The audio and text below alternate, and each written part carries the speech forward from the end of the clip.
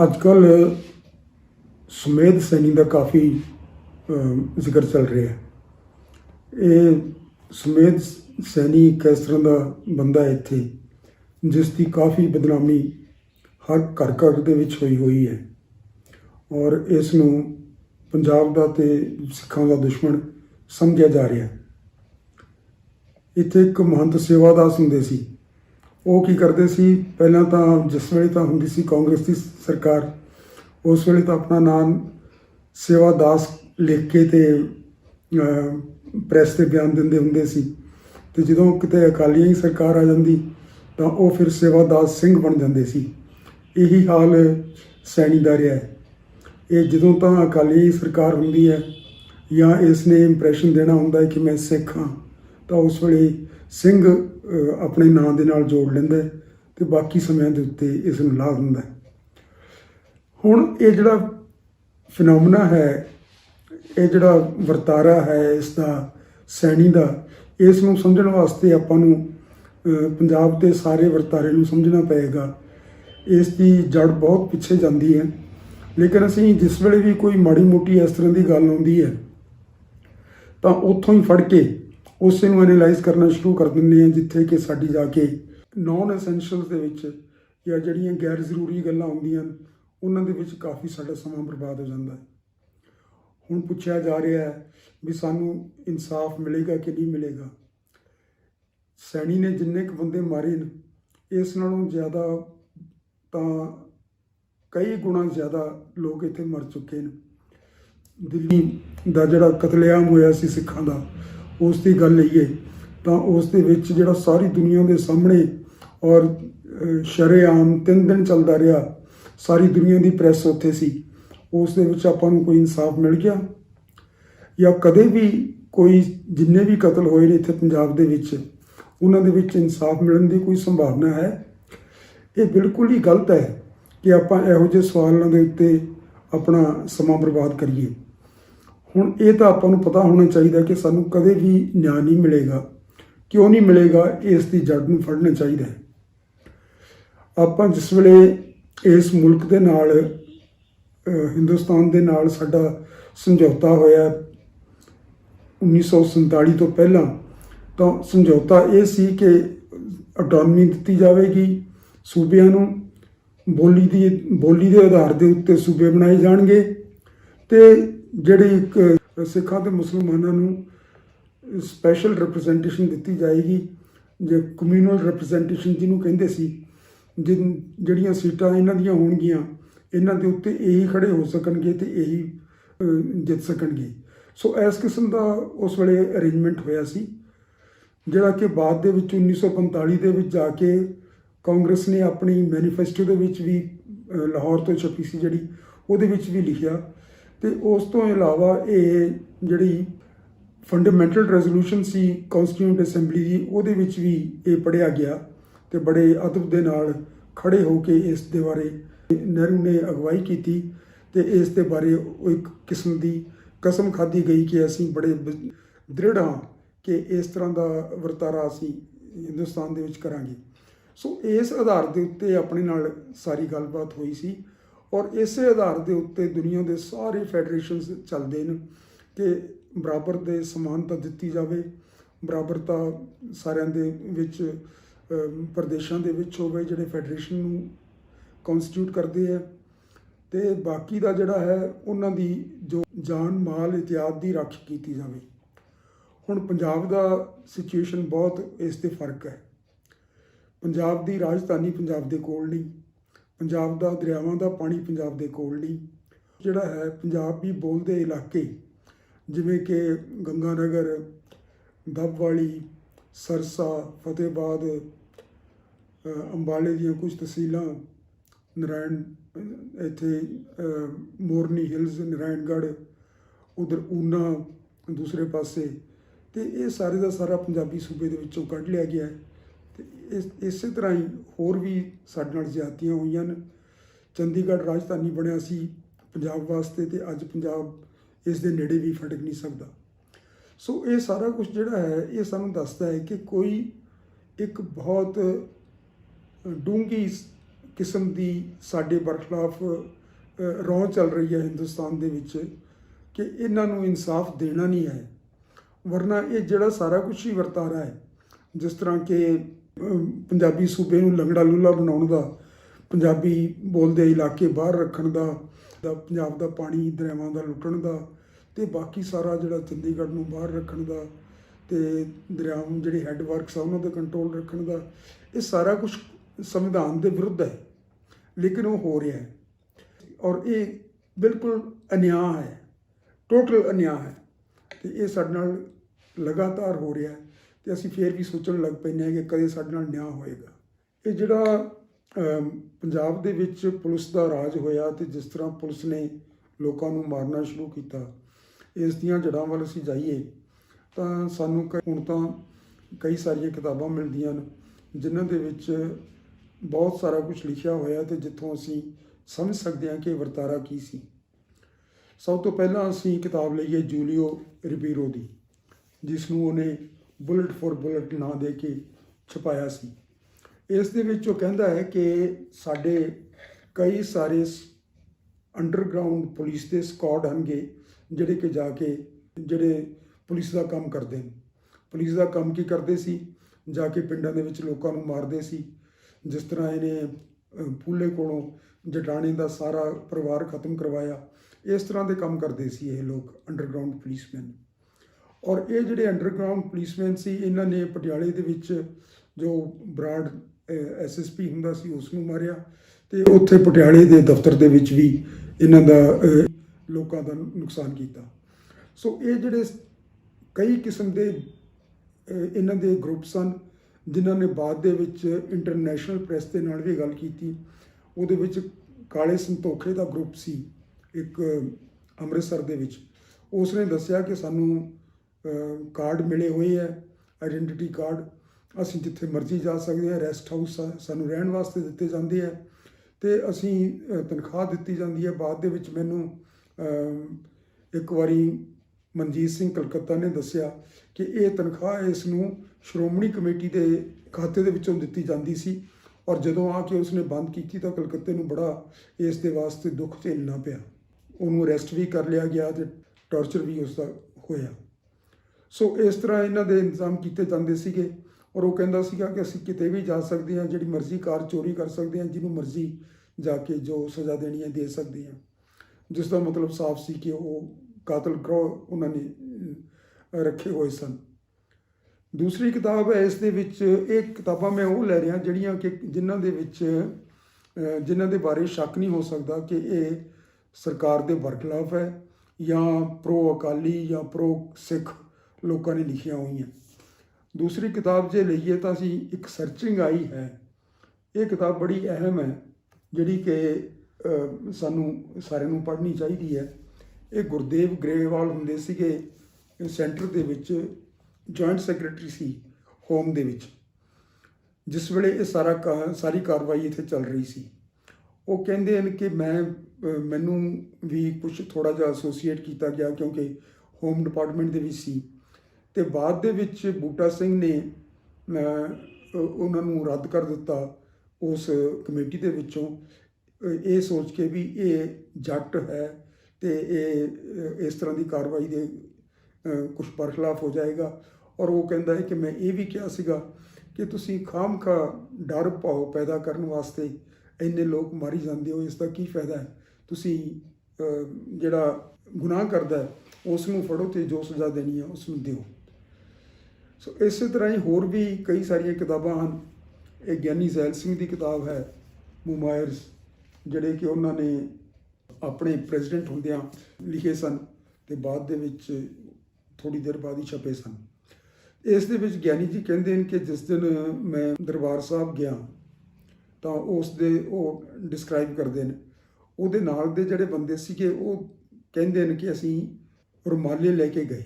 ਇਹ ਕਿਤਾਬ ਦੇ ਵਿੱਚ ਨਹੀਂ, ਲੇਕਿਨ ਦੂਸਰੀ ਜਗ੍ਹਾ ਦੇ ਉੱਤੇ ਲਿਖਿਆ ਹੋਇਆ ਮਿਲਦਾ ਹੈ ਕਿ ਜਿਹੜੇ ਇੱਥੇ ਹੈੱਡ ਗ੍ਰੰਥੀ ਸਨ ਦਰਬਾਰ ਸਾਹਿਬ ਦੇ ਵਿੱਚ, ਉਹਨਾਂ ਨੇ ਕਿਹਾ ਕਿ ਤੁਸੀਂ ਰੁਮਾਲੇ ਵੀ ਲੈ ਕੇ ਆਉਣਾ, ਕਿਉਂਕਿ ਫੌਜ ਨੇ ਸਾਰੇ ਦੇ ਸਾਰੇ ਰੁਮਾਲੇ ਇਤਿਆਦ ਉੱਥੋਂ ਲੁੱਟ ਲਏ ਸਨ।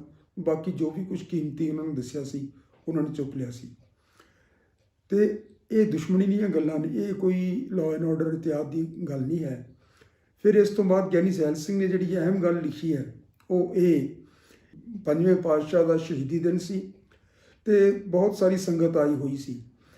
ਥੋੜ੍ਹੀ ਦੇਰ ਇਹਨਾਂ ਨੇ ਕੀ ਕੀਤਾ, ਉੱਥੇ ਰਿਲੈਕਸ ਕਰਕੇ ਕਰਫਿਊ ਲੱਗਿਆ ਹੋਇਆ ਸੀ ਦਰਬਾਰ ਸਾਹਿਬ ਦੇ ਆਲੇ ਦੁਆਲੇ ਅੰਮ੍ਰਿਤਸਰ ਦੇ ਵਿੱਚ।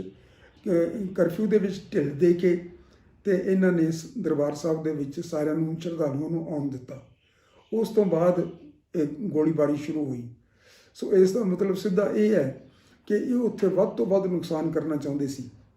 ਗਿਆਨੀ ਜ਼ੈਲ ਸਿੰਘ ਕਹਿੰਦੇ ਨੇ ਕਿ ਮੈਂ ਪੁੱਛਿਆ ਵੀ ਤੁਸੀਂ ਅਨਾਊਂਸਮੈਂਟ ਕਿਉਂ ਨਹੀਂ ਕੀਤੀ, ਜਿਹੜੇ ਲੋਕ ਬਾਹਰ ਆਉਣਾ ਚਾਹੁੰਦੇ ਉਹ ਆ ਜਾਂਦੇ। ਤਾਂ ਮੈਨੂੰ ਉਹਨਾਂ ਨੇ ਦੱਸਿਆ, ਕਹਿੰਦੇ ਫੌਜ ਵਾਲਿਆਂ ਨੇ, ਵੀ ਅਸੀਂ ਕੀਤੀ ਸੀ। ਕਹਿੰਦਾ ਪਰ ਮੈਂ ਪਤਾ ਕੀਤਾ ਤਾਂ ਮੈਨੂੰ ਪਤਾ ਲੱਗਿਆ ਕਿ ਉਹਨਾਂ ਨੇ ਕੋਈ ਅਨਾਊਂਸਮੈਂਟ ਨਹੀਂ ਕੀਤੀ। ਸੋ ਇਸ ਤਰ੍ਹਾਂ ਹੀ ਕਿਰਪਾਲ ਸਿੰਘ ਢਿੱਲੋਂ ਦੀ ਕਿਤਾਬ ਹੈ, ਜਿਹੜੇ ਕਿ ਇੱਥੇ DGP ਰਹੇ, ਉਹ ਮੇਰੇ ਵਾਕਫ ਸਨ ਤੇ ਅਕੈਡਮੀ ਦੇ ਵਿੱਚ ਸਾਡੇ, ਜਿਸ ਵੇਲੇ ਮੈਂ ਪੁਲਿਸ ਅਕੈਡਮੀ ਦੇ ਵਿੱਚ ਸੀ ਤੇ ਪੁਲਿਸ ਦੇ ਵਿੱਚ ਤੇ IAS ਦੇ ਵਿੱਚ ਸੀ, ਉਸ ਵੇਲੇ ਉਹ ਉੱਥੇ ਡਿਪਟੀ ਡਾਇਰੈਕਟਰ ਸਨ, ਜਿਵੇਂ SS ਧਨੋਆ ਵੀ ਸੀ। ਤਾਂ ਇਹ ਕਿਰਪਾਲ ਸਿੰਘ ਢਿੱਲੋਂ ਨੇ ਇੱਕ ਕਿਤਾਬ ਲਿਖੀ ਜਿਸ ਦੇ ਵਿੱਚ ਕਾਫੀ ਸਾਰਾ ਕੁਝ ਉਹਨਾਂ ਨੇ ਇਸ ਵਰਤਾਰੇ ਦੇ ਬਾਰੇ ਲਿਖਿਆ ਤੇ ਨਤੀਜਾ ਇਹ ਨਿਕਲਿਆ ਕਿ ਉਹਨਾਂ ਦਾ ਸਟੇਟ ਮੱਧ ਪ੍ਰਦੇਸ਼ ਸੀ। ਜਦੋਂ ਵਾਪਸ ਗਏ ਤਾਂ ਉਹਨਾਂ ਨੂੰ ਪੈਨਸ਼ਨ ਇਤਿਆਦ ਲੈਣ ਦੇ ਵਿੱਚ ਕਾਫੀ ਮੁਸ਼ਕਲ ਆਈ ਤੇ ਉਹਨਾਂ ਨੇ ਇੱਕ ਚਿੱਠੀ ਵੀ ਮੈਨੂੰ ਲਿਖੀ ਕਿ ਮੇਰੇ ਨਾਲ ਇਸ ਤਰ੍ਹਾਂ ਨਾਲ ਕੀਤਾ ਜਾ ਰਿਹਾ, ਔਰ ਉਹ ਬੜੇ ਇਮਾਨਦਾਰ ਬੰਦੇ ਸਨ। ਸੋ ਇਹ ਜਿਹੜੀਆਂ ਸਾਰੀਆਂ ਗੱਲਾਂ ਨੇ, ਇਹਨਾਂ ਤੋਂ ਇਹ ਲੱਗਦਾ ਹੈ ਕਿ ਜਿਹੜੇ ਸੈਣੀ ਵਰਗੇ ਬੰਦੇ ਨੇ, ਇਹ ਸਾਰੇ ਦੇ ਸਾਰੇ ਪੁਲਿਸ ਦੇ ਜਿਹੜੇ ਅੰਡਰਗਰਾਊਂਡ ਸਕੁਆਡ ਬਣਾਏ ਹੋਏ ਸੀ, ਜਿਨ੍ਹਾਂ ਨੇ ਆਲਮ ਸੈਨਾ, ਵਿਰਕ ਸੈਨਾ, ਦੂਸਰੀਆਂ ਸੈਨਾਵਾਂ ਬਣਾਈਆਂ ਹੋਈਆਂ ਸਨ, ਗੋਬਿੰਦ ਰਾਮ ਨੇ ਆਪਣੀ ਬਣਾਈ ਹੋਈ ਸੀ, ਉਹ ਲੋਕ ਸਟੇਟ ਦੀ ਸੈਂਕਸ਼ਨ ਦੇ ਨਾਲ ਇਹ ਸਾਰਾ ਕੁਝ ਕਰਦੇ ਸਨ। ਵੱਡੇ ਤੋਂ ਵੱਡੇ ਲੈਵਲ ਦੇ ਉੱਤੇ ਉਹਨਾਂ ਸਾਰਿਆਂ ਨੂੰ ਪਤਾ ਸੀ ਕਿ ਇਹ ਕੀ ਕਰ ਰਹੇ ਨੇ। ਇੱਕ ਬਾਅਦ ਦੇ ਵਿੱਚ ਹੋਰ ਪੁਲਿਸ ਵਾਲੇ ਦੀ ਕਿਤਾਬ ਆਈ, ਉਸ ਦੇ ਵਿੱਚ ਉਸਨੇ ਲਿਖਿਆ ਕਿ ਇਹ ਬਾਰ-ਬਾਰ ਕਹਿ ਦਿੰਦੇ ਨੇ, ਜਿਵੇਂ 1997 ਦੇ ਵਿੱਚ ਪ੍ਰਕਾਸ਼ ਸਿੰਘ ਬਾਦਲ ਨੇ ਆਪਣੀ ਚੋਣ ਮੈਨੀਫੈਸਟੋ 'ਚ ਲਿਖਤਾ ਸੀਗਾ ਕਿ ਅਸੀਂ ਪੁਲਿਸ ਮੁਕਾਬਲਿਆਂ ਦੇ ਬਾਰੇ ਔਰ ਦਰਬਾਰ ਸਾਹਿਬ ਦੇ ਉੱਤੇ ਹਮਲਾ ਕਿਉਂ ਹੋਇਆ ਇਸ ਦੀ ਇਨਕੁਆਇਰੀ ਕਰਾਂਗੇ। ਤਾਂ ਉਸ ਦੇ ਬਾਰੇ ਉਹ ਟਿੱਪਣੀ ਕਰ ਰਿਹਾ ਸੀ ਸ਼ਾਇਦ। ਤਾਂ ਉਸਨੇ ਕਿਹਾ ਕਿ ਇਹ ਲੋਕ ਕੀ ਸਾਨੂੰ ਪੁੱਛਣਗੇ, ਇਹੀ ਤਾਂ ਲੋਕ ਹਨਗੇ ਜਿਹੜੇ ਕਹਿੰਦੇ ਸੀਗੇ ਬਈ ਜਿਵੇਂ ਵੀ ਕਿਵੇਂ ਕਰੋ, ਇਹਨਾਂ ਨੂੰ ਸਾਰਿਆਂ ਨੂੰ ਮਾਰ ਕੇ ਖਪਾ ਦਿਓ, ਪੰਜਾਬ ਦੇ ਵਿੱਚ ਸ਼ਾਂਤੀ ਸਥਾਪਿਤ ਕਰੋ। ਜਦੋਂ ਵੀ ਕੋਈ ਕੇਂਦਰ ਦਾ ਵਜ਼ੀਰ ਆਉਂਦਾ ਸੀ ਇੱਥੇ, ਉਹ ਇਹੀ ਕਹਿੰਦਾ ਸੀਗਾ ਕਿ ਜੀ ਇਹਨਾਂ ਨੂੰ ਜਿਸ ਤਰ੍ਹਾਂ ਵੀ ਤੁਸੀਂ ਮਾਰ ਸਕਦੇ ਹੋ, ਸਾਰਿਆਂ ਨੂੰ ਖਤਮ ਕਰ ਦਿਓ। ਇਹ ਇੱਕ ਸਟੇਟ ਪਾਲਿਸੀ ਸੀ ਉਸ ਵੇਲੇ। ਸਟੇਟ ਪਾਲਿਸੀ ਕਿਉਂ ਬਣਾਈ ਗਈ ਹੈ, ਇਸ ਦੀ ਬੜੀ ਲੰਮੀ ਕਹਾਣੀ ਹੈ, ਲੇਕਿਨ ਜੇ ਆਪਾਂ 1966 ਤੋਂ ਬਾਅਦ ਲਈਏ ਤਾਂ ਇੰਨੀ ਕੁ ਬਣਦੀ ਹੈ ਕਿ ਪੰਜਾਬ ਉਸ ਵੇਲੇ ਬਹੁਤ ਸਾਰਾ ਅਨਾਜ ਪੈਦਾ ਕਰਨ ਲੱਗ ਪਿਆ ਸੀ। ਗ੍ਰੀਨ ਰੈਵੋਲੂਸ਼ਨ ਇੱਥੇ ਆ ਗਈ ਸੀ। ਤਾਂ ਗ੍ਰੀਨ ਰੈਵੋਲੂਸ਼ਨ ਦੇ ਆਉਣ ਦੇ ਨਾਲ ਕੁਝ ਜਿਹੜੀ ਜੱਟ ਕਮਿਊਨਿਟੀ ਹੈ, ਉਸ ਦੇ ਕੋਲ ਕੁਝ ਥੋੜ੍ਹੇ ਬਹੁਤ ਪੈਸੇ ਆ ਗਏ ਸਨ। ਜਿਸ ਵੇਲੇ ਅਕਾਲੀ ਮੋਰਚਾ ਚੱਲ ਰਿਹਾ ਸੀ ਤਾਂ ਸਾਰੀ ਥੀਮ ਇਹਨਾਂ ਦੀ ਇਹ ਸੀ ਕਿ ਇਹ ਜਿਹੜੇ ਜੱਟ ਲੋਕ ਹਨ, ਇਹ ਹੁਣ ਰਾਜ ਕਰਨਾ ਚਾਹੁੰਦੇ ਨੇ ਕਿਉਂਕਿ ਇਹਨਾਂ ਕੋਲ ਪੈਸੇ ਆ ਗਏ। ਹੁਣ ਪੈਸੇ ਦੀ ਗੱਲ ਨਹੀਂ ਹੈ, ਡੈਮੋਕ੍ਰੇਸੀ ਦੇ ਵਿੱਚ ਜਿਹਦੇ ਕੋਲ ਮੈਜੋਰਿਟੀ ਹੋਵੇ ਉਹ ਰਾਜ ਕਰਦਾ ਹੈ, ਔਰ ਉਹ ਜੱਟ ਹੋਵੇ ਗੈਰ ਜੱਟ ਹੋਵੇ, ਸਾਰੇ ਹਿੰਦੁਸਤਾਨ ਦੇ ਉੱਤੇ ਕੋਈ ਜੱਟਾਂ ਦਾ ਰਾਜ ਨਹੀਂ ਹੈ। ਕਈ ਜਗ੍ਹਾ ਦੇ ਉੱਤੇ ਕੋਈ ਰਾਜ ਕਰਦਾ, ਕਈ ਜਗ੍ਹਾ ਦੇ ਉੱਤੇ ਕਿਸ ਤਰ੍ਹਾਂ ਦੇ ਲੋਕ ਕੋਈ ਗੱਠਜੋੜ ਬਣਾ ਕੇ, ਤੇ ਹੁਣ ਤਾਂ ਕੋਲੀਸ਼ਨ ਸਰਕਾਰ ਦਾ ਜ਼ਮਾਨਾ ਹੈ ਕਿ ਕਈ ਕਿਸਮ ਦੇ ਲੋਕ ਇਕੱਠੇ ਹੋ ਜਾਂਦੇ ਹੈ। ਲੇਕਿਨ ਇਹ ਥੀਮ ਬਣਾਈ ਗਈ ਉਸ ਵੇਲੇ, ਔਰ ਇਹ ਬਣਾਇਆ ਗਿਆ ਕਿ ਇਹਨਾਂ ਨੂੰ ਜੱਟਾਂ ਨੂੰ ਕਾਬੂ ਕਰਨਾ ਹੈ। ਹਾਲਾਂਕਿ ਜੇ ਤੁਸੀਂ ਉਸ ਵੇਲੇ ਦੀਆਂ ਸ਼ਹਾਦਤਾਂ ਦੇਖੋ ਤੇ ਇਹ ਦੇਖੋ ਕਿ ਕੌਣ-ਕੌਣ ਮਾਰੇ ਗਏ, ਉਹਨਾਂ ਦੇ ਫਿਗਰਸ ਵਗੈਰਾ ਤਾਂ ਇਹ ਨਹੀਂ ਦੱਸਦੇ, ਲੇਕਿਨ ਅਸੀਂ ਜੋ ਵੀ ਅੰਦਾਜ਼ਾ ਲਾ ਸਕਦੇ ਹਾਂ, ਜਿੰਨਿਆਂ ਕੁ ਨੂੰ ਅਸੀਂ ਜਾਣਦੇ ਹਾਂ ਔਰ ਜਿੰਨਿਆਂ ਨੂੰ ਅਸੀਂ ਇਹ ਦੇਖਿਆ ਹੋਇਆ, ਤਾਂ ਉਹਨਾਂ ਦੇ ਵਿੱਚ ਜ਼ਿਆਦਾ ਤਾਦਾਦ ਉਹਨਾਂ ਦੀ ਸੀ ਜਿਹੜੇ ਜੱਟ ਨਹੀਂ ਸਨ। ਇੱਕ ਦੋ ਤਾਂ ਮੁਸਲਮਾਨ ਵੀ ਇਸ ਦੇ ਵਿੱਚ ਸ਼ਾਮਲ ਸਨ। ਸੋ ਇਹਨਾਂ ਦਾ ਅੰਦਾਜ਼ਾ ਗਲਤ ਨਹੀਂ ਸੀ, ਇਹਨਾਂ ਦੀ ਧਾਰਨਾ ਗਲਤ ਸੀ। ਇਹਨਾਂ ਨੇ ਗਲਤ ਧਾਰਨਾ ਬਣਾਈ ਕਿ ਇਹਨਾਂ ਲੋਕਾਂ ਨੂੰ ਦਬਾ ਦਿਓ ਔਰ ਜਿਸ ਤਰ੍ਹਾਂ ਵੀ ਦਬਾਇਆ ਜਾ ਸਕੇ ਦਬਾ ਦਿਓ। ਇੱਕ ਪੰਜਾਬ ਦਾ ਉਸ ਵੇਲੇ ਵੈਸ਼ਨਵ ਹੁੰਦਾ ਸੀ, PH ਵੈਸ਼ਨਵ ਚੀਫ ਸੈਕਟਰੀ ਸੀ, ਬਿਹਾਰ ਦਾ ਸੀ ਉਹ, ਤੇ ਪੰਜਾਬ ਕਾਡਰ ਦੇ ਵਿੱਚ ਕੰਮ ਕਰਦਾ ਸੀ। ਉਹ ਬਿਹਾਰ ਗਿਆ ਕਿਸੇ ਵਿਆਹ ਦੇ ਉੱਤੇ ਸ਼ਮੂਲੀਅਤ ਕਰਨ ਵਾਸਤੇ, ਤੇ ਉੱਥੇ ਉਸ ਨੂੰ ਉਹਨਾਂ ਨੇ ਬਿਹਾਰ ਕਾਡਰ ਦੇ ਲੋਕਾਂ ਨੇ ਪੁੱਛਿਆ ਕਿ ਤੁਸੀਂ ਇੰਨਾ ਜ਼ੁਲਮ ਕੀਤਾ ਹੈ ਪੰਜਾਬ ਦੇ ਵਿੱਚ, ਇੰਨੇ ਲੋਕ ਮਾਰੇ ਨੇ, ਇਹ ਕਿਉਂ ਮਾਰੇ ਨੇ, ਇਹਦੀ ਕੀ ਲੋੜ ਸੀ? ਤਾਂ ਉਸ ਦਾ ਜਿਹੜਾ ਜਵਾਬ ਸੀ ਉਹ ਇਹ ਸੀ ਕਿ ਅਸੀਂ ਚਾਹੁੰਦੇ ਸੀ ਕਿ every Sikh should be afraid of his own shadow. ਤਾਂ ਉਹ ਉਹਨਾਂ ਨੂੰ ਡਰਾ ਕੇ ਧਮਕਾ ਕੇ ਇਹ ਜਿਹੜੇ ਉਹਨਾਂ ਦੇ ਹੱਕ ਸੀ ਉਹ ਹੱਕ ਮੰਗਣ ਤੋਂ ਰੋਕਣਾ ਚਾਹੁੰਦੇ ਸੀ। ਹੁਣ ਜਿਹੜਾ ਧਰਮ ਯੁੱਧ ਮੋਰਚਾ ਸੀ, ਇਸ ਦੇ ਵਿੱਚ ਤਾਂ ਕੁਝ ਹੈ ਨਹੀਂ ਸੀ। ਇਸ ਦੇ ਵਿੱਚ ਤਾਂ ਉਹੀ ਗੱਲਾਂ ਸਨ, ਟੈਰੀਟਰੀ ਦੀ ਮੰਗ ਕਰਦੇ ਸਨ ਕਿ ਸਾਡੇ ਪੰਜਾਬੀ ਬੋਲਦੇ ਇਲਾਕੇ ਬਾਹਰ ਰਹਿ ਗਏ ਨੇ, ਇਹਨਾਂ ਨੂੰ ਪੰਜਾਬ ਦੇ ਵਿੱਚ ਸ਼ਾਮਲ ਕਰੋ। ਤਾਂ ਇਸ ਦੇ ਵਿੱਚ ਜੇ ਉਹ ਸਾਰੇ ਇਲਾਕੇ ਸ਼ਾਮਲ ਕਰ ਲਏ ਜਾਂਦੇ, ਜਾਂ ਪੰਜਾਬੀ ਰੀਜਨ ਜਿਹੜੀ 2 ਵਾਰੀ ਪਾਰਲੀਮੈਂਟ ਦੇ ਵਿੱਚ ਮਨਜ਼ੂਰ ਹੋ ਚੁੱਕੀ ਸੀ, ਉਸੇ ਨੂੰ ਮੁੜ ਕੇ ਪੰਜਾਬੀ ਸੂਬਾ ਡਿਕਲੇਅਰ ਕਰ ਦਿੱਤਾ ਜਾਂਦਾ, ਤਾਂ ਘੱਟੋ ਘੱਟ ਇਸ ਪੰਜਾਬ ਦੇ ਵਿੱਚ ਜੋ ਉਸ ਵੇਲੇ ਇਹਨਾਂ ਇਲਾਕਿਆਂ ਨੂੰ ਮਿਲਾ ਕੇ ਬਣਨਾ ਸੀ, ਇਸ ਦੇ ਵਿੱਚ ਹਿੰਦੂ ਮੈਜੋਰਿਟੀ ਹੋਣੀ ਸੀ ਔਰ 65% ਦੇ ਕਰੀਬ ਘੱਟੋ ਘੱਟ ਹਿੰਦੂ ਮੈਜੋਰਿਟੀ ਹੁੰਦੀ। ਤਾਂ ਇਹ ਸਿੱਖ ਜਿਹੜੇ ਸੀ ਇਹ ਕੋਈ ਕਮਿਊਨਲ ਜਾਂ ਕੋਈ ਇਸ ਤਰ੍ਹਾਂ ਦੀ ਗੱਲ ਨਹੀਂ ਸੀ ਕਰ ਰਹੇ ਕਿ ਇੱਕ ਸੰਪਰਦਾ ਨੂੰ ਫਾਇਦਾ ਹੋਵੇ। ਇਹ ਸਾਰੇ ਪੰਜਾਬ ਦੇ ਮਸਲੇ ਦੇ ਹੱਲ ਵਾਸਤੇ ਗੱਲ ਕਰ ਰਹੇ ਸੀ। ਲੇਕਿਨ ਜਿਹੜੇ ਪੰਜਾਬੀ ਸੂਬਾ ਬਣਾਉਣ ਵਾਲੇ ਸਨ, ਉਹਨਾਂ ਦੀ ਭਾਵਨਾ ਇਹਨਾਂ ਨੂੰ ਦਬਾ ਕੇ ਰੱਖਣ ਦੀ ਔਰ ਇਹਨਾਂ ਦੇ ਬਰਖਲਾਫ ਕਮਿਊਨਲ ਭਾਵਨਾ ਸੀ। ਇੰਦਰਾ ਗਾਂਧੀ ਨੇ ਇੱਕ ਆਪਣੀ ਛੋਟੀ ਜਿਹੀ ਬਾਇਓਗ੍ਰਾਫੀ ਲਿਖੀ, ਜਿਸ ਮਾਈ ਸਟੋਰੀ ਦੇ ਨਾਂ ਦੇ ਉੱਤੇ ਪਬਲਿਸ਼ ਹੋਈ ਸੀ। ਉਸ ਦੇ ਵਿੱਚ ਉਹ ਲਿਖਦੀ ਹੈ, ਜਿਸ ਵੇਲੇ ਪੰਜਾਬੀ ਸੂਬਾ ਬਣਨ ਵਾਲਾ ਸੀ ਤੇ ਮੈਨੂੰ ਪਤਾ ਲੱਗਿਆ ਕਿ ਜਿਹੜਾ ਸਪੀਕਰ ਹੈ ਲੋਕ ਸਭਾ ਦਾ, ਜਿਸ ਨੂੰ ਇੰਚਾਰਜ ਬਣਾਇਆ ਸੀ ਇਹ ਪਾਰਲੀਮੈਂਟਰੀ ਕਮੇਟੀ ਦਾ, ਇਹ ਇਹਨਾਂ ਦੇ ਹੱਕ ਦੇ ਵਿੱਚ ਰਿਪੋਰਟ ਕਰਨ ਜਾ ਰਿਹਾ। ਤਾਂ ਉਹ ਕਹਿੰਦੀ ਮੈਨੂੰ ਬੜਾ ਫਿਕਰ ਹੋਇਆ। ਮੈਂ ਗਈ ਲਾਲ ਬਹਾਦਰ ਸ਼ਾਸਤਰੀ ਕੋਲੇ ਤੇ ਮੈਂ ਉਹਦੇ ਕੋਲੇ ਗੁਲਜ਼ਾਰੀ ਲਾਲ ਨੰਦਾ ਕੋਲੇ ਗਈ ਕਿ ਬਈ ਇਹ ਤੁਸੀਂ ਕੀ ਕਰਨ ਲੱਗੇ ਹੋ, ਇਹ ਤਾਂ ਪੰਜਾਬੀ ਸੂਬਾ ਬਣਾਉਣ ਦੇ ਹੱਕ ਦੇ ਵਿੱਚ ਹੈ। ਉਹਨਾਂ ਨੇ ਕਿਹਾ ਕੋਈ ਗੱਲ ਨਹੀਂ, ਤੂੰ ਫਿਕਰ ਨਾ ਕਰ, ਅਸੀਂ ਆਪੇ ਇਸ ਨੂੰ ਨਜਿੱਠ ਲਾਂਗੇ, ਇਸ ਤਰ੍ਹਾਂ ਦਾ ਕੁਝ ਨਹੀਂ ਹੁੰਦਾ। ਤਾਂ ਉਹ ਕਹਿੰਦੀ ਹੈ ਕਿ they told me not to bother, but I was greatly bothered. What would happen to the Hindus of Punjab if Punjabi Suba was formed? ਸੋ ਜਿਹੜੀ ਆਪਾਂ ਨਿਆਂ ਦੀ ਗੱਲ ਕਰਦੇ ਹਾਂ, ਉਹ ਸਾਨੂੰ ਇਸ ਸੰਦਰਭ ਦੇ ਵਿੱਚ ਕਰਨੀ ਪਏਗੀ। ਕਈ ਲੋਕ ਪੁੱਛਦੇ ਨੇ ਹੁਣ ਨਿਆਂ ਹੋਏਗਾ। ਨਿਆਂ ਇਸ ਤਰ੍ਹਾਂ ਹੋਏਗਾ, ਜਿਸ ਦਿਨ ਨਿਆਂ ਕਰਨਾ ਹੋਇਆ ਨਾ ਇਹਨਾਂ ਨੇ ਸਾਡੇ ਨਾਲ, ਜਿਸ ਦਿਨ ਹਿੰਦੁਸਤਾਨ ਦੇ ਮਨ ਦੇ ਵਿੱਚ ਆ ਗਿਆ ਕਿ ਸਿੱਖਾਂ ਦੇ ਨਾਲ ਅਸੀਂ ਬਹੁਤ ਜ਼ਿਆਦਤੀ ਕੀਤੀ ਹੈ ਔਰ ਇਹਨਾਂ ਲੋਕਾਂ ਨੇ ਸਦਾ ਹੀ ਹਿੰਦੁਸਤਾਨ ਦਾ ਭਲਾ ਚਾਹਿਆ ਹੈ ਔਰ ਸਦਾ ਹੀ ਇਹ ਹਿੰਦੁਸਤਾਨ ਵਾਸਤੇ, ਮੁਲਕ ਵਾਸਤੇ ਲੜਦੇ ਆਏ ਨੇ ਤੇ ਮਾਨਵਤਾ ਵਾਸਤੇ, ਮਾਨਵਤਾ ਦੀਆਂ ਕਦਰਾਂ ਕੀਮਤਾਂ ਨੂੰ ਸਾਹਮਣੇ ਰੱਖ ਕੇ ਇਹਨਾਂ ਨੇ ਕਦੇ ਵੀ ਕੋਈ ਇਸ ਤਰ੍ਹਾਂ ਦੀ ਜ਼ਬਰਦਸਤੀ ਨਹੀਂ ਕੀਤੀ। ਜਿਸ ਵੇਲੇ ਇਹਨਾਂ ਨੂੰ ਇਹ ਗੱਲ ਸਮਝ ਆ ਗਈ, ਜਿਵੇਂ ਕਿ ਹੁਣ ਸਾਰੇ ਸੰਸਾਰ ਦੇ ਉੱਤੇ ਲੋਕਾਂ ਨੂੰ ਸਮਝ ਆ ਰਹੀ ਹੈ, ਤਾਂ ਉਸ ਵੇਲੇ ਇਹ ਫਿਰ ਕੀ ਕਰਨਗੇ? ਫਿਰ ਇਹ ਉੱਥੇ ਜਾਣਗੇ ਜਿੱਥੋਂ ਇਹਨਾਂ ਨੇ ਸਾਡੇ ਨਾਲ ਦੁਸ਼ਮਣੀ ਸ਼ੁਰੂ ਕੀਤੀ ਸੀ।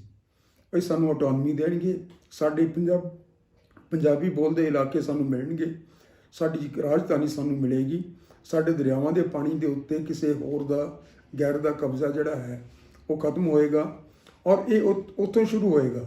ਇਹ ਇਸ ਤਰ੍ਹਾਂ ਨਹੀਂ ਹੋ ਸਕਦਾ ਕਿ ਉਹ ਸਾਰਾ ਕੁਝ ਤਾਂ ਜੋ ਹੈ ਉਹ ਤਾਂ ਹਜ਼ਮ ਹੋ ਗਿਆ ਤੇ ਹੁਣ ਤੋਂ ਅਸੀਂ ਤੁਹਾਡੇ ਨਾਲ ਨਿਆਂ ਕਰਾਂਗੇ। ਹੁਣ ਤੋਂ ਕੋਈ ਨਿਆਂ ਨਹੀਂ ਹੋ ਸਕਦਾ ਸਾਡੇ ਨਾਲ, ਉਹ ਨਿਆਂ ਉੱਥੋਂ ਹੀ ਸ਼ੁਰੂ ਹੋਏਗਾ। ਸੋ ਜਿਹੜਾ ਇਹ ਸੈਣੀ ਹੈ, ਸੁਮੇਧ ਸਿੰਘ ਸੈਣੀ ਜਾਂ ਸੁਮੇਧ ਸੈਣੀ, ਇਹ ਬੰਦਾ ਇਸ ਵਰਤਾਰੇ ਦੀ ਉਪਜ ਹੈ ਔਰ ਇਸ ਨੂੰ ਡਿਲੀਬਰੇਟਲੀ, ਮੈਂ ਤੁਹਾਨੂੰ ਯਕੀਨ ਦਿਵਾਉਣਾ ਕਿ ਕੋਈ ਵੀ ਬੰਦਾ ਕਿਸੇ ਨੂੰ, ਕੋਈ ਪੁਲਿਸ ਵਾਲਾ ਬੰਦਾ ਕਿਸੇ ਨੂੰ ਡੰਡਾ ਨਹੀਂ ਮਾਰ ਸਕਦਾ। ਤੁਸੀਂ ਜਿਹੜਾ ਗਿੱਲ ਨੇ ਹਮਾਕਤ ਕੀਤੀ ਸੀ, KPS ਗਿੱਲ ਨੇ ਬੀਬੀ ਦਿਓਲ ਦੇ ਨਾਲ, ਉਸ ਦਾ ਖਮਿਆਜਾ ਉਸ ਨੂੰ ਭੁਗਤਣਾ ਪਿਆ।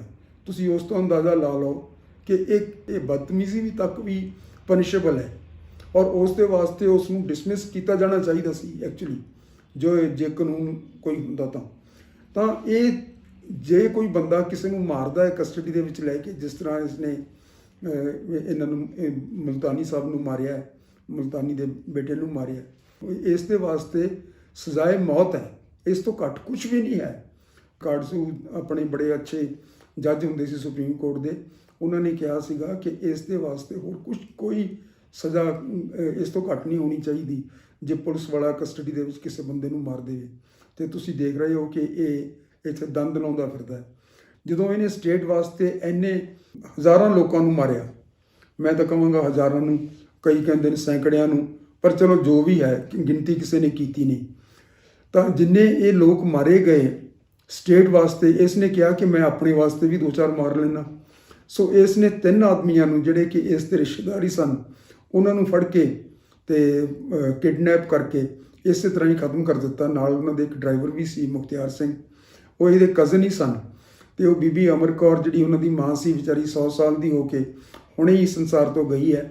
ਉਹ ਸਾਰੀ ਉਮਰ ਕਰਦੀ ਰਹੀ ਚਾਰਾਜੋਈ, ਸੁਪਰੀਮ ਕੋਰਟ ਤੱਕ ਕੇਸ ਲੈ ਕੇ ਗਈ, ਲੇਕਿਨ ਇਸ ਨੂੰ ਕੋਈ ਪਨਿਸ਼ਮੈਂਟ ਨਹੀਂ ਹੋ ਸਕੀ ਕਿਉਂਕਿ ਉਹ ਸਟੇਟ ਦੀ ਪਾਲਿਸੀ, ਇਸ ਦੇ ਕੋਲ ਵੀ ਸਟੇਟ ਦੇ ਕਾਫੀ ਹਨਗੇ ਰਾਜ। ਇਹ ਜੇ ਉਹ ਸਟੇਟ ਵਾਲੇ ਕਿਤੇ ਲੱਗੇਗਾ ਵੀ ਇਸ ਨੂੰ ਇਹ ਧੋਖਾ ਹੋ ਰਿਹਾ ਜਾਂ ਮੈਨੂੰ ਜੋ ਉਸ ਵੇਲੇ ਇਮਿਊਨਿਟੀ ਆਫਰ ਕੀਤੀ ਗਈ ਸੀ ਕਿ ਤੇਰੇ ਤੇ ਕੋਈ ਮੁਕੱਦਮਾ ਨਹੀਂ ਚੱਲੇਗਾ, ਤੈਨੂੰ ਕੋਈ ਸਜ਼ਾ ਨਹੀਂ ਹੋਏਗੀ, ਇਹੀ ਕਹਿ ਕੇ ਇਹਨਾਂ ਕੋਲੋਂ ਬੰਦੇ ਮਰਵਾ ਸਕਦੇ ਆ। ਵਰਨਾ ਪੁਲਿਸ ਵਾਲੇ ਦੀ ਕੋਈ ਮਜਾਲ ਨਹੀਂ ਕਿ ਕਿਸੇ ਬੰਦੇ ਨੂੰ ਕੋਈ ਵੀ ਆਖੇ ਜਾਂ ਨਜਾਇਜ਼ ਗੱਲ ਕਿਸੇ ਨਾਲ ਕਰੇ। ਤਾਂ ਉਹ ਫਿਰ ਸਟੇਟ ਦੇ ਰਾਜ ਵੀ ਸਟੇਟ ਦੇ ਲੋਕਾਂ ਦੇ ਸਾਹਮਣੇ ਖੋਲ੍ਹੇਗਾ। ਔਰ ਜਦੋਂ ਇਹ ਸਟੇਟ ਦੇ ਰਾਜ ਪ੍ਰਗਟ ਹੋਣਗੇ ਫਿਰ ਸਾਰੇ ਸੰਸਾਰ ਦੇ ਉੱਤੇ ਇਹ ਜਿਹੜੀ ਲੈਜੀਟੀਮੇਸੀ ਹੁੰਦੀ ਹੈ ਡੈਮੋਕ੍ਰੇਸੀ ਦੀ, ਔਰ ਜਿਹੜੀ ਲੈਜੀਟੀਮੇਸੀ ਹੈ ਇੱਥੋਂ ਦੀ ਸਰਕਾਰ ਦੀ ਸਾਡੇ ਉੱਤੇ ਰਾਜ ਕਰਨ ਦੀ, ਉਹ ਪੰਜਾਬ ਦੀ ਲੈ ਲਓ ਚਾਹੇ ਇਸ ਕੇਂਦਰ ਦੀ ਲੈ ਲਓ, ਉਹ ਲੈਜੀਟੀਮੇਸੀ ਕੁਐਸਚਨ ਹੋਏਗੀ। ਕਿਉਂਕਿ ਤੁਸੀਂ ਇਸ ਤਰ੍ਹਾਂ ਨਹੀਂ ਕਰ ਸਕਦੇ ਡੈਮੋਕ੍ਰੇਸੀ ਦੇ ਵਿੱਚ ਕਿ ਡੈਮੋਕ੍ਰੇਸੀ ਦਾ ਨਾਂ ਲੈ ਕੇ ਲੋਕਾਂ ਦੇ ਵਾਸਤੇ ਹਕੂਮਤ ਬਣਾਓ ਤੇ ਉਹ ਹਕੂਮਤ ਲੋਕਾਂ ਨੂੰ ਹੀ ਮਾਰਦੀ ਰਹੇ। ਇਸ ਦੇ ਵਿੱਚ ਹੁਣ ਆਪਾਂ ਨੂੰ ਇਹ ਪ੍ਰਕਾਸ਼ ਸਿੰਘ ਬਾਦਲ ਤੇ ਜਿਹੜੇ ਸਾਡੇ ਉਸ ਵੇਲੇ ਦੇ ਹੁਕਮਰਾਨ ਸੀਗੇ ਉਹਨਾਂ ਦਾ ਰੋਲ ਵੀ ਅਸੈਸ ਕਰਨਾ ਚਾਹੀਦਾ ਹੈ। ਇਹਨਾਂ ਦਾ ਰੋਲ ਸਿਰਫ ਕੇਂਦਰ ਦੇ ਗੁਲਾਮਾਂ ਦਾ ਰੋਲ ਹੈ। ਜਿਸ ਤਰ੍ਹਾਂ ਪਹਿਲਾਂ ਇੱਥੇ ਸੂਬੇਦਾਰ ਹੁੰਦੇ ਸੀਗੇ ਮੁਗਲਾਂ ਦੇ ਸਮੇਂ ਦੇ ਵਿੱਚ, ਉਹਨਾਂ ਨੂੰ ਇਸ ਸ਼ਰਤ ਦੇ ਉੱਤੇ ਮਿਲਦੀ ਸੀ ਸੂਬੇਦਾਰੀ ਵੀ ਤੁਸੀਂ ਸਾਰਿਆਂ ਨੂੰ ਦਬਾ ਕੇ ਰੱਖੋਗੇ, ਜੋ ਵੀ ਕਰਨਾ ਕਰੋ, ਜਿੰਨੇ ਕਤਲ ਕਰਨੇ ਆ, ਜਿੰਨੇ ਮਾਰਨੇ ਆ, ਜਿਨ੍ਹਾਂ ਨੂੰ ਫਾਂਸੀ ਸਜ਼ਾ ਦੇਣੀ ਹੈ, ਜੋ ਕਰਨਾ ਕਰੋ, ਲੇਕਿਨ ਅਮਨ ਅਮਾਨ ਹੋਣਾ ਚਾਹੀਦਾ ਮੁਲਕ ਦੇ ਵਿੱਚ ਔਰ ਸਾਨੂੰ ਇੰਨੇ ਪੈਸੇ ਆਉਣੇ ਚਾਹੀਦੇ ਹੈ। ਸੋ ਇਹੀ ਹਾਲ ਇੱਥੇ ਅੱਜ ਕੱਲ੍ਹ ਸਰਕਾਰਾਂ ਦਾ ਹੈ। ਇਹ ਜਿਹੜੇ ਸੀਗੇ ਹੁਣ ਪ੍ਰਕਾਸ਼ ਸਿੰਘ ਬਾਦਲ ਦੇ, ਜੇ ਆਪਾਂ ਜਿਸ ਵੇਲੇ ਸੈਣੀ ਨੇ ਇਸ ਦੇ ਬਰਖਲਾਫ ਮੁਕੱਦਮਾ ਦਰਜ ਕੀਤਾ ਹੈ 1996 ਦੇ ਕਰੀਬ, ਜਾਂ ਜਿਸ ਵੇਲੇ ਅਮਰਿੰਦਰ ਸਿੰਘ ਦੀ ਪਹਿਲੀ ਸਰਕਾਰ ਆਈ ਹੈ, ਤਾਂ ਉਹ 100 ਪੇਜ ਦਾ ਉਸ ਦਾ ਇੱਕ ਬਣੀ ਸੀ ਚਾਰਜ ਸ਼ੀਟ, ਔਰ ਉਸ ਦੇ ਵਿੱਚ ਬੜੀ ਅੱਛੀ ਤਰ੍ਹਾਂ ਨਾਲ ਸਾਰਾ ਕੁਝ ਰਿਸਰਚ ਕਰਕੇ ਲਿਖਿਆ ਗਿਆ ਸੀ ਕਿ ਤਕਰੀਬਨ 5000 ਕਰੋੜ ਦੀ ਉਸ ਵੇਲੇ ਪ੍ਰਾਪਰਟੀ ਇਹਨਾਂ ਦੀ ਬਣਦੀ ਸੀ, ਜਿਹੜੀ ਕਿ ਕਿਸੇ ਤਰ੍ਹਾਂ ਵੀ ਇਹਨਾਂ ਦੀ ਤਨਖਾਹਾਂ ਇਤਿਆਦ ਜਾਂ ਜੱਦੀ ਜਿਹੜੇ ਸੀ ਜ਼ਮੀਨ ਇਤਿਆਦ ਉਹਨਾਂ ਦੇ ਵਿੱਚੋਂ ਉਹ ਇੰਨੀ ਪ੍ਰਾਪਰਟੀ ਬਣਾਈ ਨਹੀਂ ਜਾ ਸਕਦੀ ਸੀ ਕਿਸੇ ਹਾਲ ਦੇ ਵਿੱਚ ਵੀ। ਉਹ ਇਹਨਾਂ ਨੂੰ ਸੂਬੇਦਾਰਾਂ ਨੂੰ ਇਨਾਮ ਦਿੱਤਾ ਜਾਂਦਾ ਹੈ ਕਿ ਤੁਸੀਂ ਆਪਣੇ ਲਈ ਜੋ ਮਰਜ਼ੀ ਕਰੋ ਤੇ ਲੇਕਿਨ ਸਟੇਟ ਵਾਸਤੇ ਤੁਹਾਡਾ ਫਰਜ਼ ਆ ਹੈ। ਅਸੀਂ ਦੇਖਿਆ ਪਿੱਛੇ ਜੋ ਕੁਛ ਬਹਿਬਲ ਕਲਾਂ ਦੇ ਵਿੱਚ ਹੋਇਆ, ਕੋਟਕਪੂਰੇ ਦੇ ਵਿੱਚ ਹੋਇਆ, ਗੁਰੂ ਗ੍ਰੰਥ ਸਾਹਿਬ ਦੀ ਬੇਅਦਬੀ ਲਗਾਤਾਰ ਇਹਨਾਂ ਦੇ ਸਮੇਂ ਦੇ ਵਿੱਚ ਹੁੰਦੀ ਰਹੀ। ਔਰ ਜਿਹੜੇ ਜ਼ਿਮੀਂਦਾਰ ਸੀ ਪੰਜਾਬ ਦੇ ਲੈਂਡ ਓਨਰਸ ਵਗੈਰਾ, ਉਹਨਾਂ ਦੇ ਉੱਤੇ ਲਗਾਤਾਰ ਲਾਠੀਚਾਰਜ ਹੁੰਦਾ ਰਿਹਾ, ਪੱਗਾਂ ਉਹਨਾਂ ਦੀਆਂ ਲਹਿੰਦੀਆਂ ਰਹੀਆਂ। ਇਹ ਸਾਰੇ ਤੋਂ ਪਤਾ ਲੱਗਦਾ ਹੈ ਕਿ ਇਹ ਜਿਹੜੇ ਲੋਕ ਹਨ ਇਹਨਾਂ ਨੂੰ ਸੁਪਾਰੀ ਚੁੱਕਣੀ ਪੈਂਦੀ ਹੈ। ਸੁਪਾਰੀ ਇਹ ਫੜਦੇ ਨੇ, ਉਹ ਇਸ ਚੀਜ਼ ਦੀ ਫੜਦੇ ਨੇ ਕਿ ਅਸੀਂ ਸਿੱਖ ਧਰਮ ਦਾ ਬਹੁਤ ਨੁਕਸਾਨ ਕਰਾਂਗੇ, ਅਸੀਂ ਪੰਜਾਬ ਦਾ ਬਹੁਤ ਜਿੰਨਾ ਨੁਕਸਾਨ ਤੁਸੀਂ ਕਰਨਾ ਚਾਹੁੰਦੇ ਹੋ ਅਸੀਂ ਕੋਈ ਉਹਦੇ ਵਿੱਚ ਅੜਚਣ ਨਹੀਂ ਪਾਵਾਂਗੇ, ਅਤੇ ਜਿਹੜੇ ਵੀ ਤੁਸੀਂ ਬੰਦੇ ਇੱਥੇ ਲਾਓਗੇ ਅਸੀਂ ਉਹਨਾਂ ਦੇ ਮਗਰ ਲੱਗ ਕੇ ਰਵਾਂਗੇ। ਪੰਜਾਬ ਦੇ ਵਿੱਚ ਕੋਈ ਵੀ ਬੰਦਾ ਜਾਂ ਜਿਹੜੇ ਪੁਲਿਸ ਵਾਲੇ ਹਨ ਇਹਨਾਂ ਦੇ ਉੱਤੇ ਕੰਟਰੋਲ ਨਹੀਂ ਕਰ ਸਕ ਰਿਹਾ। ਅੱਜ ਕੱਲ੍ਹ ਤਾਂ ਹਾਲਤ ਹੋਰ ਵੀ ਮਾੜੀ ਹੈ। ਜਿਵੇਂ ਕੱਲ੍ਹ ਪਰਸੋਂ ਦੀ ਕੈਬਨਿਟ ਮੀਟਿੰਗ ਤੋਂ ਪਤਾ ਚੱਲਦਾ ਹੈ ਕਿ ਜਿਹੜੀ ਬਿਊਰੋਕ੍ਰੇਸੀ ਹੈ ਉਹ ਵੀ ਸਟੇਟ ਦੇ ਕੰਟਰੋਲ ਤੋਂ ਬਾਹਰ ਹੈ। ਲੇਕਿਨ ਇਹ ਪੁਲਿਸ ਵਾਲੇ ਖਾਸ ਤੌਰ ਦੇ ਉੱਤੇ ਹੋਮ ਮਿਨਿਸਟਰੀ ਦੇ, ਕੇਂਦਰੀ ਹੋਮ ਮਿਨਿਸਟਰੀ ਦੇ ਅੰਡਰ ਕੰਮ ਕਰਦੇ ਨੇ। ਇਹ ਇਹਨਾਂ ਕੋਲੋਂ ਇੰਸਟਰਕਸ਼ਨਸ ਨਹੀਂ ਲੈਂਦੇ। ਸੋ ਇਹ ਕਹਿ ਦੇਣਾ ਕਿ ਜੀ ਬਾਦਲ ਦੇ ਨਾਲ ਮਿਲ ਕੇ ਇਸ ਨੇ ਆਹ ਕਰ ਲਿਆ ਜਾਂ ਅਮਰਿੰਦਰ ਸਿੰਘ ਨੇ ਇਸ ਦੇ ਉੱਤੇ ਤਾਂ ਕਰਕੇ ਮੁਕੱਦਮਾ ਕਰਤਾ ਵੀ ਉਹਦੇ ਬਰਖਲਾਫ ਉਸਨੇ FIR ਦਰਜ ਕਰਵਾਈ ਸੀ ਅਤੇ ਇਤਿਆਦ ਇਹ ਸਾਰੀਆਂ ਗੱਲਾਂ ਬੇਕਾਰ ਹਨ। ਸਾਨੂੰ ਜਿਹੜਾ ਸਟੇਟ ਦਾ ਅੰਡਰਲਾਈੰਗ ਵਰਤਾਰਾ ਹੈ, ਜਿਹੜਾ ਕਿ ਸਦਾ ਤੋਂ ਚੱਲਦਾ ਆ ਰਿਹਾ, ਕਈ ਪੁਸ਼ਤਾਂ ਤੋਂ ਹੁਣ ਹੋ ਗਿਆ 70-75 ਸਾਲ ਤੋਂ ਸਾਡੇ ਨਾਲ ਇਸ ਤਰ੍ਹਾਂ ਦਾ ਵਰਤਾਰਾ ਚੱਲਦਾ ਆਇਆ ਹੈ, ਉਸ ਦੇ ਬਾਰੇ ਸਾਨੂੰ ਵਿਚਾਰ ਕਰਨੀ ਪਏਗੀ ਔਰ ਸਾਨੂੰ ਆਪਣਾ ਨਿਸ਼ਾਨਾ ਉੱਥੇ ਰੱਖਣਾ ਪਏਗਾ। ਅਸੀਂ ਕੋਈ ਮੁਲਕ ਨੂੰ ਤੋੜਨਾ ਨਹੀਂ ਚਾਹੁੰਦੇ, ਅਸੀਂ ਮੁਲਕ ਦੇ ਬਰਖਲਾਫ ਨਹੀਂ, ਅਸੀਂ ਕੋਈ ਇੱਥੇ ਇਸ ਦੀ ਪਾਰਟੀਸ਼ਨ ਨਹੀਂ ਚਾਹੁੰਦੇ, ਲੇਕਿਨ ਅਸੀਂ ਸਨਮਾਨ ਦੇ ਨਾਲ ਆਪਣੇ ਬਰਾਬਰ ਦੇ ਸ਼ਹਿਰੀ ਬਣ ਕੇ ਰਹਿਣਾ ਚਾਹੁੰਦੇ ਹਾਂ। ਅਤੇ ਇਹ ਸਾਡੀ ਕੋਈ ਡਿਮਾਂਡ ਇੰਨੀ ਵੱਡੀ ਨਹੀਂ ਹੈ ਜਿਹੜੀ ਕਿ ਮੰਨੀ ਨਾ ਜਾ ਸਕੇ। ਅਸੀਂ ਚਾਹੁੰਦੇ ਹਾਂ ਕਿ ਜੋ ਵੀ ਤੁਹਾਡਾ ਸੰਵਿਧਾਨ ਹੈ, ਜੋ ਵੀ ਬਣਿਆ ਹੋਇਆ ਹੈ, ਪਹਿਲਾਂ ਤਾਂ ਸਾਡੇ ਨਾਲ ਇਸ ਦੇ ਅਨੁਸਾਰ ਇਨਸਾਫ ਹੋਵੇ ਅਤੇ ਉਸ ਤੋਂ ਬਾਅਦ ਜਿਹੜਾ ਸੰਵਿਧਾਨ ਹੈ ਉਸ ਨੂੰ ਸੋਧ ਕੇ ਉਹਨਾਂ ਲੀਹਾਂ 'ਤੇ ਲਿਆਂਦਾ ਜਾਵੇ ਜਿਨ੍ਹਾਂ ਦੇ ਉੱਤੇ ਸਾਡੇ ਨਾਲ ਵਾਅਦੇ ਹੋਏ ਸਨ ਪਹਿਲਾਂ 1947 ਤੋਂ। ਸੋ ਇੰਨਾ ਕੁ ਸਾਡਾ ਮੁਤਾਲਿਆ ਹੈ। ਅਤੇ ਇਹ ਜਿਹੜੀ ਸਾਰਾ ਗਰੋਹ ਬਣੇ ਹੋਏ ਨੇ, ਕੋਈ ਇੱਥੇ ਚੀਫ ਮਿਨਿਸਟਰ ਨਹੀਂ, ਕੋਈ ਇੱਥੇ ਹੋਮ ਮਿਨਿਸਟਰ ਨਹੀਂ, ਇਹ ਸਾਰੇ ਦੇ ਸਾਰੇ ਇੱਕ ਗਰੋਹ ਦੇ ਅੰਡਰ ਕੰਮ ਕਰ ਰਹੇ ਨੇ। ਉਹ ਗਰੋਹ ਜਿਹੜਾ ਹੈਗਾ ਉਹਦੇ ਵਿੱਚ ਕੇਂਦਰ ਦੀਆਂ ਏਜੰਸੀਆਂ ਵੀ ਹਨ, ਹੋਰ ਬਥੇਰੇ ਲੋਕ ਹਨ। ਤਾਂ ਇਹ ਜਿਹੜੇ ਇਹ ਲੋਕਾਂ ਨੂੰ ਲਾਲਚ ਦੇ ਕੇ ਲੀਡਰਸ਼ਿਪ ਨੂੰ ਖਰੀਦ ਲੈਂਦੇ ਨੇ, ਇਹ ਬੰਦ ਕਰਨਾ ਪਏਗਾ ਅਤੇ ਇਹਨਾਂ ਦੇ ਉੱਤੇ ਆਪਣਾ ਧਿਆਨ ਹੋਣਾ ਚਾਹੀਦਾ ਹੈ। ਹੁਣ ਖਾਸ ਤੌਰ ਦੇ ਉੱਤੇ 2 ਸਾਲਾਂ ਨੂੰ ਚੋਣਾਂ ਆਉਣ ਵਾਲੀਆਂ ਨੇ, ਤਾਂ ਸਾਨੂੰ ਖਿਆਲ ਹੋਣਾ ਚਾਹੀਦਾ ਕਿ ਅਸੀਂ ਕਿਸ ਤਰ੍ਹਾਂ ਨਾਲ ਇਹੋ ਜਿਹੇ ਲੋਕਾਂ ਨੂੰ ਲੈ ਕੇ ਆਈਏ ਜਿਹੜੇ ਕਿ ਕੇਂਦਰ ਦਾ ਪਾਣੀ ਭਰਨ ਤੋਂ ਜਾਂ ਜਿਹੜੀਆਂ ਗੈਰ ਕਾਨੂੰਨੀ ਉਸ ਦੀਆਂ ਰਿਕੁਆਇਰਮੈਂਟ ਆਉਣਗੀਆਂ ਕੇਂਦਰ ਦੀਆਂ, ਜਿਹੜੀਆਂ ਉਹ ਪੰਜਾਬ ਦੇ ਉੱਤੇ ਠੋਸਣਾ ਚਾਹੁੰਦੇ ਨੇ, ਉਹਨਾਂ ਤੋਂ ਜਿਹੜੇ ਬਚਣ ਵਾਲੇ ਲੋਕ ਹਨ, ਜਿਨ੍ਹਾਂ ਨੂੰ ਇਸ ਗੱਲ ਦੀ ਸਮਝ ਹੈ ਕਿ ਪੰਜਾਬ ਦੇ ਵਿੱਚ ਕੀ ਵਰਤਾਰਾ ਚੱਲ ਰਿਹਾ ਔਰ ਕਿਸ ਤਰ੍ਹਾਂ ਇਸ ਦੀ ਰੋਕਥਾਮ ਕਰਨੀ ਹੈ, ਉਹਨਾਂ ਨੂੰ ਚੁਣ ਕੇ ਵੱਖ-ਵੱਖ ਜਗ੍ਹਾ ਦੇ ਉੱਤੇ ਭੇਜੀਏ, ਲੈਜਿਸਲੇਟਿਵ ਅਸੈਂਬਲੀ ਦੇ ਵਿੱਚ, ਪਾਰਲੀਮੈਂਟ ਦੇ ਵਿੱਚ, ਤਾਂ ਕਿ ਉਹ ਲੋਕਾਂ ਵਾਸਤੇ ਲੜ ਸਕਣ। ਜਿਸ ਤਰ੍ਹਾਂ ਇਹਨਾਂ ਨੇ ਲੋਕਾਂ ਕੋਲੋਂ ਨੁਮਾਇੰਦਗੀ ਲੈ ਕੇ ਅਤੇ ਉਹਨਾਂ ਦੇ ਸਾਹਮਣੇ ਆਪਣੀਆਂ ਆਤਮ ਸਮਰਪਣ ਕੀਤਾ, ਉਸ ਤਰ੍ਹਾਂ ਆਤਮ ਸਮਰਪਣ ਨਾ ਕਰਨ, ਬਲਕਿ ਲੋਕਾਂ ਵਾਸਤੇ ਲੜਨ ਕਿ ਅਸੀਂ ਬਰਾਬਰ ਦੇ ਸ਼ਹਿਰੀ ਹਾਂ, ਸਾਡੇ ਸੰਵਿਧਾਨ ਦੇ ਅਨੁਸਾਰ ਸਾਡੇ ਕੁਝ ਅਧਿਕਾਰ ਹਨ ਅਤੇ ਇਹ ਸਾਰੇ ਸਾਨੂੰ ਮਿਲਣੇ ਚਾਹੀਦੇ ਆ। ਉਸ ਤੋਂ ਬਾਅਦ ਇਹ ਫਿਰ ਸਾਰੇ ਮੁਲਕ ਦੇ ਵਿੱਚ ਇਸ ਤਰ੍ਹਾਂ ਦੀ ਰੌਂ ਚੱਲੇਗੀ ਕਿ ਭਾਈ ਇਹ ਜਿਹੜਾ ਤੁਹਾਡਾ ਹੁਣ ਇਹ ਬਾਰ-ਬਾਰ ਕਹਿੰਦੇ ਜੀ ਇੰਨਾ ਵੱਡਾ ਮੁਲਕ ਹੈ ਜੀ, ਕਰੋਨਾ ਕਿਸ ਤਰ੍ਹਾਂ ਅਸੀਂ ਕੰਟਰੋਲ ਕਰ ਲਈਏ, ਤਾਂ ਉਸ ਦਾ ਜਵਾਬ ਇਹ ਹੈ ਜਿਹੜੇ ਸੂਬੇ ਹਨਗੇ ਇਹਨਾਂ ਨੂੰ ਖੁਦ ਮੁਖਤਿਆਰੀ ਦਿਓ, ਇਹ ਆਪਣੇ ਮਸਲੇ ਆਪ ਨਜਿੱਠਣ। ਤੁਸੀਂ ਇਹਨਾਂ ਦੀ ਸਹਿਮਤੀ ਦੇ ਨਾਲ ਜੋ ਕੁਝ ਸਾਰਿਆਂ ਨੂੰ ਸਾਂਝਾ ਹੈ ਉਹ ਤੁਸੀਂ ਆਪਣੇ ਕੋਲ ਰੱਖੋ। ਸੋ ਇਸ ਤਰ੍ਹਾਂ ਦੀ ਅਰੇਂਜਮੈਂਟ ਜਿੰਨੀ ਦੇਰ ਨਹੀਂ ਹੋ ਜਾਂਦੀ ਹਿੰਦੁਸਤਾਨ ਦੇ ਵਿੱਚ, ਉਦੋਂ ਤੱਕ ਕਦੇ ਵੀ ਤੁਹਾਨੂੰ ਇਨਸਾਫ ਨਹੀਂ ਮਿਲੇਗਾ। ਖਾਸ ਤੌਰ ਦੇ ਉੱਤੇ ਜਿਹੜੇ ਘੱਟ ਗਿਣਤੀਆਂ ਨੇ ਅਤੇ ਜਿਹੜੇ ਆਪਣੇ ਪੰਜਾਬ ਵਰਗੇ ਸਥਿਤੀ ਦੇ ਵਿੱਚ ਹਨ, ਪੰਜਾਬ, ਕਸ਼ਮੀਰ, ਨਾਗਾਲੈਂਡ ਇਤਿਆਦਿ, ਇਹਨਾਂ ਨੂੰ ਕਦੇ ਵੀ ਇਨਸਾਫ ਮਿਲਣ ਦੀ ਸੰਭਾਵਨਾ ਨਹੀਂ ਹੈ। ਸਾਨੂੰ ਚੰਗਾ ਲੱਗਿਆ ਕਿ ਉਸ ਨੂੰ ਫੜ ਲਿਆ ਗਿਆ ਔਰ ਉਸ ਦੇ ਉੱਤੇ ਮੁਕੱਦਮੇ ਚੱਲੇ ਨੇ, ਮੁਕੱਦਮਾ ਚੱਲਿਆ ਸਮੇਤ ਸੈਣੀ ਦੇ ਉੱਤੇ। ਖੱਜਲ ਖੁਆਰ ਕੁਛ ਦੇਰ ਹੋਏਗਾ, ਲੇਕਿਨ ਇਸ ਦੇ ਵਿੱਚੋਂ ਬਹੁਤ ਸਾਰਾ ਕੁਛ ਅਸੀਂ ਉਮੀਦ ਰੱਖੀਏ ਇਹ ਜਾਇਜ਼ ਨਹੀਂ। ਵਾਹਿਗੁਰੂ ਜੀ ਕਾ ਖਾਲਸਾ, ਵਾਹਿਗੁਰੂ ਜੀ ਕੀ ਫਤਿਹ। ਬਾਬਾ ਫਰੀਦ ਦੇ ਲਫ਼ਜ਼ਾਂ ਦੇ ਵਿੱਚ ਸਾਡੇ ਹਾਲਤ ਨੂੰ ਚੰਗੀ ਤਰ੍ਹਾਂ ਬਿਆਨ ਕੀਤਾ ਜਾ ਸਕਦਾ ਹੈ। ਫਰੀਦਾ ਚਿੰਤ ਖਟੋਲਾ ਵਾਣ ਦੁੱਖ ਬਿਰਹਿ ਵਿਛਾਵਣ ਲੇਫ, ਇਹ ਹਮਾਰਾ ਜੀਵਨਾ ਤੂੰ ਸਾਹਿਬ ਸੱਚੇ ਵੇਖ।